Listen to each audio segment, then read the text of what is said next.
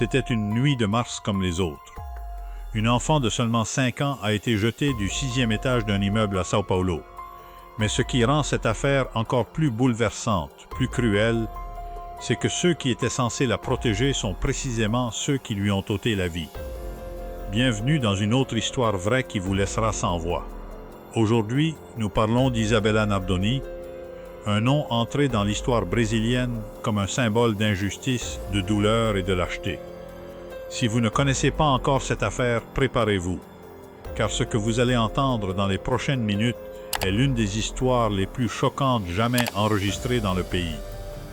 Et si vous la connaissez déjà, restez jusqu'à la fin, car nous allons détailler chaque aspect de cette nuit que personne n'aurait dû vivre. Isabella de Oliveira Nardoni est née le 11 mars 2002 à São Paulo. Elle était la fille d'Alexandre Nardoni et d'Anna Carolina Oliveira. Ses parents se sont séparés lorsqu'elle était très jeune et elle vivait avec sa mère, tout en passant ses week-ends chez son père, Alexandre, qui s'était remarié avec Anna Carolina Jatoba. Les jeunes frères et sœurs d'Isabella, issus du second mariage d'Alexandre, vivaient également chez son père. En apparence, c'était une famille comme les autres. Mais les apparences sont souvent trompeuses. Ses proches la décrivaient comme une enfant joyeuse et pleine de vie. Elle adorait jouer et sourire. Elle avait 5 ans toute la vie devant elle. Et c'est précisément ce que quelqu'un a décidé de lui arracher. C'était la nuit du 29 mars 2008, un vendredi. Alexandre et Anna Carolina venaient chercher Isabella chez sa mère, comme à leur habitude le week-end. Les caméras de sécurité de l'immeuble Viareggio, situé dans le quartier de Villa Guilherme, ont enregistré l'arrivée de la famille vers minuit. Tout semblait normal. Mais peu après, à 23h49, le concierge a entendu un bruit qu'elle n'oubliera jamais. Il est allé voir ce qui se passait et a découvert le corps d'une enfant gisant sur la pelouse du jardin de la résidence. C'était Isabella, vivante mais grièvement blessée. Les secours ont été immédiatement appelés.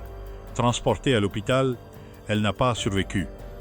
Isabella Nardoni est décédée le matin même. Pendant ce temps, son père et sa belle-mère étaient dans l'appartement. Et l'appartement racontait une toute autre histoire, celle qu'ils allaient présenter dès le début. La police a douté de la version de la famille. Alexandre et Anna Carolina affirmaient qu'Isabella était tombée de la fenêtre de la chambre, un prétendu accident, mais le rapport médico-légal indiquait le contraire. Le corps d'Isabella portait des traces d'asphyxie au niveau du cou. Elle avait été suffoquée avant d'être jetée. De plus, la moustiquaire avait été découpée de l'intérieur, signe évident d'une effraction. Le sang retrouvé dans l'appartement a également éveillé les soupçons. Des traces montraient que le corps de l'enfant avait été traîné. La scène avait été mise en scène. Les caméras de l'immeuble se sont révélées cruciales. Les images ont montré que l'intervalle entre l'arrivée de la famille et la chute d'Isabella n'était que de quelques minutes, largement suffisant pour commettre le crime, mais incompatible avec la version des accusés. Les rapports médico-légaux, les expertises et les témoignages se sont accumulés, et chaque nouvel élément de preuve convergeait vers la même conclusion. Alexandre Nardoni et Anna Carolina Jatoba avaient tué Isabella. L'affaire a suscité un vif intérêt national. Le Brésil s'est retrouvé en haleine. En mars 2010, exactement 2 ans après le crime, Alexandre et Anna Carolina ont comparu devant un jury. Le procès a duré 3 jours et a été retransmis en direct dans tout le pays. Famille, avocats, experts et témoins ont été entendus. La défense a tenté de plaider l'accident, mais les preuves étaient accablantes. Le 26 mars 2010, le jury a rendu son verdict, coupable. Alexandre Nardoni a été condamné à 31 ans, 1 mois et 10 jours de prison. Anna Carolina Jatoba a été condamnée à 26 ans, 8 mois et 6 jours.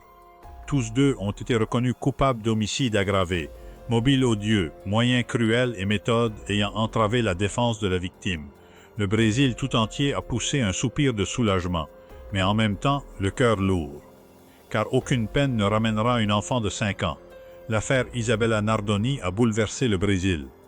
Elle a suscité des débats sur les violences conjugales, la sécurité des enfants au sein même de leur foyer et les dangers que représente la confiance envers ceux qui sont censés nous protéger. Isabella avait 5 ans. 5 ans seulement. Elle était impuissante face à la violence. Elle ne pouvait pas demander de l'aide. Elle était totalement dépendante des adultes qui l'entouraient, et c'est précisément ces adultes qui lui ont ôté la vie. Aujourd'hui, en 2026, Alexandre Nardoni et Anna Carolina Jatoba ont déjà purgé une partie de leur peine et ont été soumis à différents régimes carcéraux.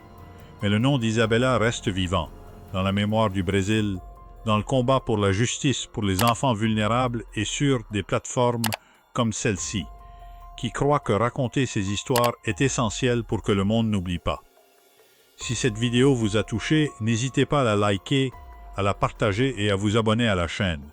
Car ici, chaque histoire compte, chaque victime mérite d'être honorée. À bientôt pour une nouvelle affaire.